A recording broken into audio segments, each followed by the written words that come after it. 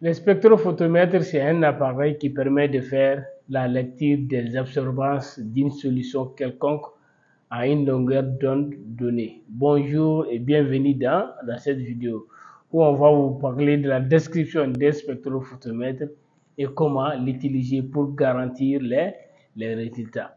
Alors pour ce faire, vous allez d'abord regarder ici, voici devant vous un spectrophotomètre, d'accord?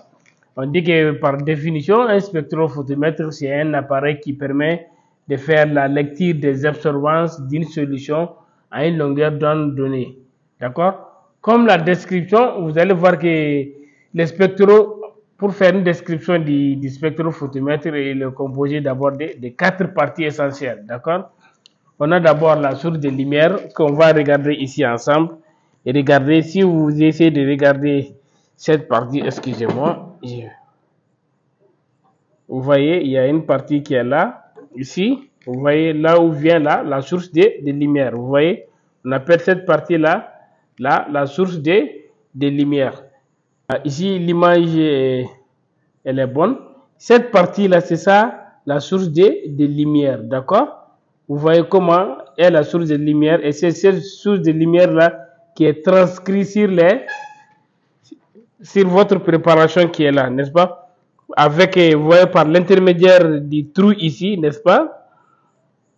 Une fois que la lumière quitte ici, ça reflète sur votre préparation, n'est-ce pas? Vous avez vu maintenant la source de lumière. Après la source, on a les cuivres qui sont là, n'est-ce pas? Vous voyez, vous allez faire votre préparation et puis déposer dans la zone de lecture. Et la lumière passe de la source de lumière pour traverser les faisceaux lumineux, n'est-ce pas? Traverse la solution du milieu réactionnel qui est là, n'est-ce pas? Et ici, on a les monochromataires qui existent à l'intérieur là-bas, d'accord?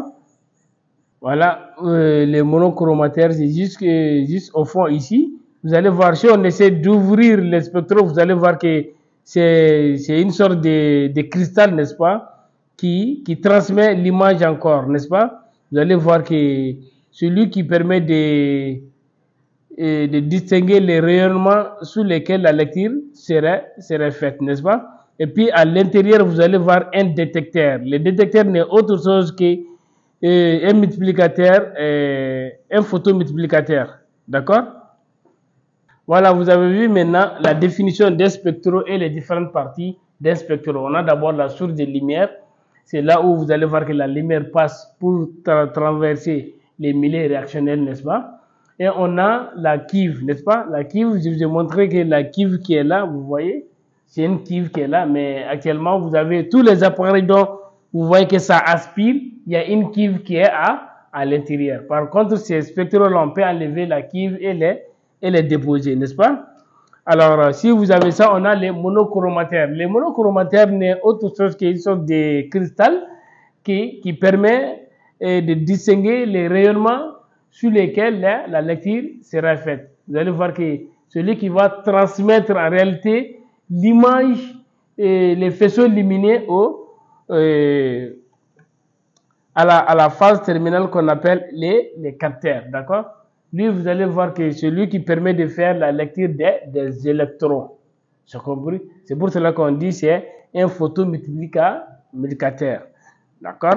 On a d'abord la source de lumière, les cuivres, on a les monochromataires et on a un détecteur. Voici les différentes parties d'un spectro. Maintenant, pour mettre la mise en marche d'un spectrophotomètre pour faire la lecture, on va commencer cette partie. Maintenant, au départ, lorsque vous venez dans un laboratoire, la première des choses, c'est faire quoi? Les appareils là, n'essayez pas de les bouger. D'accord? Si je bouge l'appareil d'ici vers là-bas, vous allez voir que ce n'est plus le même appareil de façon scientifique. C'est prouvé aussi, n'est-ce pas? Alors, une fois que vous venez dans le laboratoire, allumez d'abord votre spectro et laissez l'appareil atteindre la température ambiante, ce qui est très important. D'accord? Ainsi, vous allez faire sortir vos réactifs et vos contrôles de qualité aussi, les mettre à la température ambiante. D'accord? La première des choses, on va écrire 1 ici hein, mise en marche. D'accord? Mise en marche. Ici, on va mettre les réactifs, hein, à la température ambiante, ce qui est très important pour les points de départ. D'accord? Vous allez mettre l'appareil en marche, n'est-ce pas? Et faire sortir les réactifs aussi. Alors, pour les réactifs aussi, il est très important de respecter leur température de conservation. C'est très important, la température de conservation des réactifs. Il faut contrôler aussi votre appareil de conservation. Si c'est le réfrigérateur, il faut contrôler aussi la température exacte du réfrigérateur. Ce qui est très important. Parce que beaucoup de personnes font des analyses biochimiques qui engendrent beaucoup d'erreurs. Il n'y a pas une analyse biochimique qui n'engendre pas d'erreurs. On essaie toujours de réduire ces erreurs-là. On met d'abord l'appareil en marche, n'est-ce pas? Et vous allez faire sortir les réactifs et les contrôles, les mettre à la température ambiante. C'est compris? Et l'appareil aussi, assurez-vous que votre appareil est certifié. Ce n'est pas parce que l'appareil est neuf qu'elle est apte à faire des lectures. Il faudra que l'appareil soit fait. L'appareil passe d'abord des contrôles de certification pour faire la lecture. Alors, une fois que les températures et les contrôles sont là, la première des choses qu'on va faire, il faudra choisir les paramètres étudiés. D'accord? Si c'est la glycémie ou autre, vous choisissez dans les paramètres. D'accord? Maintenant, la première des choses, après tout ça, la vérification de l'appareil, la vérification des réactifs, comment on fait les dosages proprement dit, vous allez prendre d'abord, vous allez donner d'abord à l'appareil les blancs d'eau. Blanc d'eau, ça veut dire l'eau distillée. C'est compris? Il y a des spectros directement, les spectros vous demandent d'abord blanc d'eau. N'est-ce pas? Alors, si vous donnez les blancs d'eau, vous allez commencer à faire maintenant vos dosages. Vous commencez toujours d'abord ici par, on va mettre les blancs réactifs, n'est-ce pas? Les blancs réactifs, on a les blancs sérum, n'est-ce pas? On a maintenant étalon. On a l'étalon. On a le contrôle normal. On a le contrôle pathologique et on a les séries d'échantillons, n'est-ce pas? Tout ça, ce sont des types qu'on va faire pour la lecture, n'est-ce pas? Et ici, vous avez les séries d'échantillons. D'abord, lorsque vous allumez l'appareil, vous allez lui donner blanc d'eau d'abord, n'est-ce pas? Après, quand vous allez choisir les paramètres étudiés, il faudra donner d'abord les blancs réactifs. Les blancs réactifs, ici, ça permet de contrôler d'abord votre réactif, n'est-ce pas? Est-ce qu'au départ, votre réactif a changé de couleur? Si la machine donne une valeur au niveau du blanc réactif, ça veut dire que ce n'est pas bon, n'est-ce pas? Après, vous allez donner les blancs sérum. Les blancs sérum permettent de minimiser l'apport de la coloration anormale sur les séries de dosage. Ici, les blancs sérum peuvent être utilisés comme les réactifs plus l'eau dissée, n'est-ce pas? Eau dissée déminéralisée. D'accord?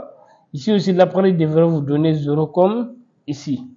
Maintenant, vous allez passer l'étalon aussi, n'est-ce pas? Vous allez donner l'appareil à l'appareil l'étalon. La variable de l'étalon est écrite sur les coffrets, d'accord? Après, vous allez passer le contrôle normal et le contrôle pathologique. Le contrôle normal et le contrôle pathologique, on dit le contrôle de qualité en biochimie, c'est l'ensemble des processus permettant d'évaluer la qualité que fournit un laboratoire, d'accord? C'est-à-dire qu'un contrôle de qualité est un sérum indiciel qui rassemble généralement plusieurs paramètres biochimiques. Et pour chaque paramètre, on a une valeur qui est ciblée, qui est engendrée par des écarts qui sont tolérés. D'accord? Par exemple, si vous prenez la glycémie, vous allez voir qu'il y a une valeur qu'on cible lorsqu'on donne le contrôle normal, et puis il y a des écarts qu'on peut tolérer, n'est-ce pas? Si l'appareil donne une valeur qui est située dans la zone d'acceptabilité des deux contrôles, on dit que le contrôle est bon. Par conséquent, on peut valider les séries de dosages d'échantillons, n'est-ce pas? Ou lorsque la valeur de contrôle est située en dehors de la zone d'acceptabilité, on dit que le contrôle n'est pas bon. Par conséquent, les séries de dosage ne seront pas validées. Parce que le but même de contrôle de qualité est la validation des résultats. Ici, la valeur du contrôle normal est connue, le contrôle pathologique est connu. Vous voyez, depuis le début, depuis les blancs réactifs, les blancs sérum, l'étalon, le contrôle normal et le contrôle pathologique, sans arriver au échantillon, est un système de contrôle pour s'assurer réellement qu'on va avoir un bon résultat à travers l'appareil et nos différents contrôles. Une fois que l'appareil donne des valeurs qui sont bonnes pour ces différents paramètres, n'est-ce pas? Les blancs réactifs, les blancs sérum, l'étalon, contrôle normal et contrôle pathologique, alors maintenant, on pourrait commencer à faire les séries de dosages, n'est-ce pas? Alors, quand on parle des séries de dosages, voici les erreurs aussi qui peuvent survenir. D'abord, quand on vous dit quels sont les facteurs qui peuvent influencer négativement sur une réaction biochimique, on a d'abord la température, les pH et on a les substrats. Je vous explique. Ici, vous allez voir que lorsque vous faites des dosages, il y a une température d'incubation qu'il faut forcément respecter et la stabilité de la coloration. Le temps d'incubation, c'est quoi? Ça comprend deux phases. On a d'abord le temps et la température. C'est compris, on te dit d'incuber à 37 degrés pendant 10 minutes et respecte ces temps-là. Et puis, la stabilité de la coloration est le temps que disposent les biologistes à faire la lecture des échantillons. Ça veut dire que, par exemple, quand on dit que la glycémie, la stabilité de la coloration, c'est 1 heure, j'ai fait le dosage, n'est-ce pas? Après le temps d'incubation, j'ai 1 heure de temps pour faire la lecture. En dehors de 1 heure de temps, la lecture n'est pas possible. Ou je vais faire des erreurs. D'accord? Ça, c'est au niveau de la température d'incubation. C'est compris? Et la stabilisation des réactifs, n'est-ce pas? Maintenant, au niveau du pipettage, les pipetages aussi engendrent des erreurs aussi avec les automates de biochimiques. Je vous explique. Ici, regardez, le pipettage est très important. Quand on regarde bien les pipettes ici, vous voyez, si j'essaie de pipetter maintenant 1 millilitre, vous voyez, quand je règle la pipette à 1 millilitre, n'est-ce pas? La pipette à 1 millilitre, quand vous appuyez comme ça, vous voyez, au premier craquement ici, c'est ça les 1 millilitre. Mais quand vous appuyez jusqu'au fond pour aspirer, ça dépasse les 1 millilitre. Les pipettages, toujours quand vous réglez, vous voyez 100 microlitres, n'est-ce pas? Maintenant, quand j'appuie ici, ça c'est 100 microlitres. Maintenant, si je dépasse ici pour plonger dans la solution et aspirer, c'est dépasser les 100 millilitres. Ici, là, la petite marge qui reste ici n'est que lorsque vous allez déposer votre réactif dans le thé, vous appuyez jusqu'au fond en ce moment. Sinon, si pour vous appuyer la quantité, c'est au premier craquement.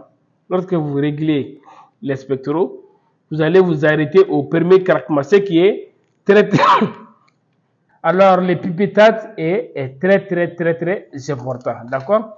Maintenant, on vous a montré la définition des spectraux, n'est-ce pas?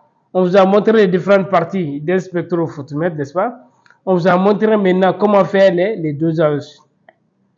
En commençant d'abord par les blancs réactifs, n'est-ce pas? Après les blancs sérum, l'étalon, le contrôle normal et le contrôle pathologique. Si tout est bon, maintenant, vous pouvez commencer les séries des dosages. Et on vous a dit de respecter la température de conservation des réactifs, de respecter la température d'incubation des milieux réactionnels, n'est-ce pas?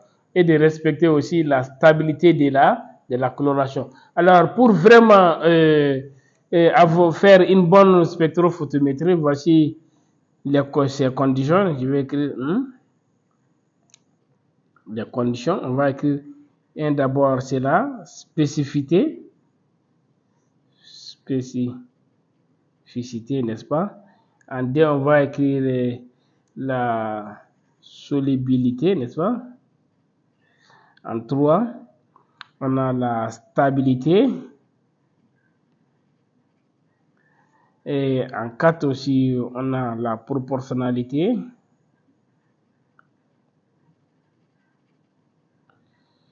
La proportionnalité, n'est-ce pas? Et maintenant, en dernière position, on a la sensibilité.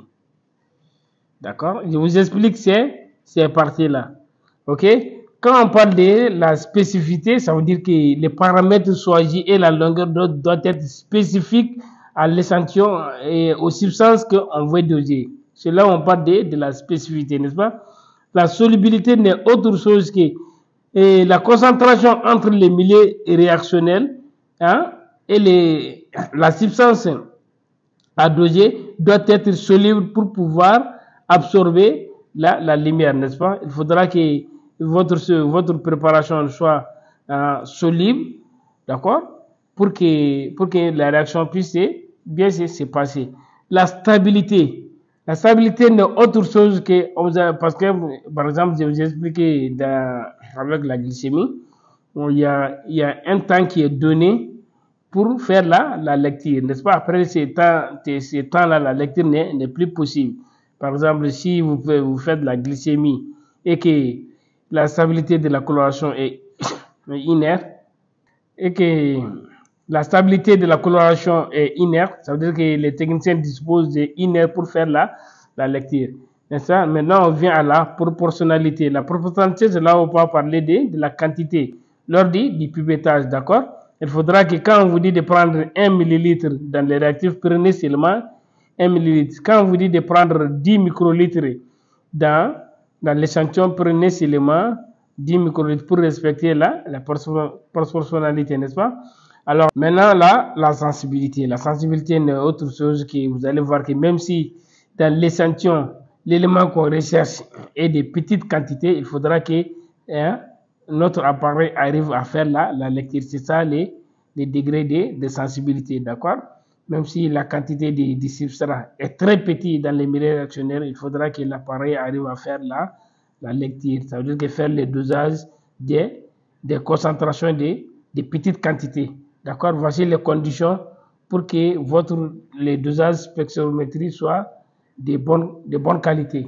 Alors, vous avez vu les conditions pour que votre dosage au spectro soit de bonne qualité et garantit les résultats. Je résume encore. Le spectro, c'est un appareil qui permet de faire la lecture des absorbances des échantillons, n'est-ce pas, à une longueur d'onde donnée. Et il est composé d'une source de lumière, de la cuivre, d'une monochromataire plutôt, et d'un détecteur, n'est-ce pas? Et lorsque vous faites les dosages des spectros, il faut respecter d'abord la température de l'appareil. Vous mettez d'abord votre appareil en marche, que votre appareil soit aussi certifié. Et pour commencer le dosage, vous donnez toujours les blancs d'eau à l'appareil, n'est-ce pas? Après les blancs d'eau, vous allez faire des séries de types blanc réactif, n'est-ce pas? Blanc sérum, étalon, contrôle normal, contrôle pathologique, pour pouvoir passer les autres échantillons. Tant que ces éléments ne passent pas avec votre spectro, il ne faudra pas commencer à faire les séries de dosage. Tout laboratoire doit disposer d'un système de contrôle de qualité interne. D'accord? Un système de contrôle de qualité interne en biochimie, vous allez voir que c'est l'ensemble des procédures qui sont mises en évidence pour garantir la fiabilité des tests qui sont réalisés dans les laboratoires au fur et à mesure. D'accord? C'est l'ensemble des procédures permettant de valider les résultats d'un laboratoire au fur et à mesure de leur exécution. C'est pour cela qu'on utilise le contrôle normal et le contrôle pathologique. Et le contrôle de qualité en biochimie, ce sont des sérums industrialisés qui rassemblent généralement plusieurs paramètres biochimiques. Et pour chaque paramètre, il existe une valeur cible qui est encadrée par des écarts qui sont tolérés.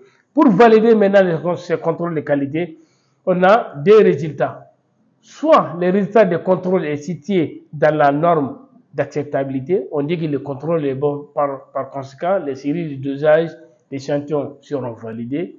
Soit le résultat de deux contrôles est situé en dehors de la zone d'acceptabilité, on dit que le contrôle est mauvais, par conséquent, les séries de dosage ne seront pas validées, car le but même de contrôle de qualité interne est la validation des résultats.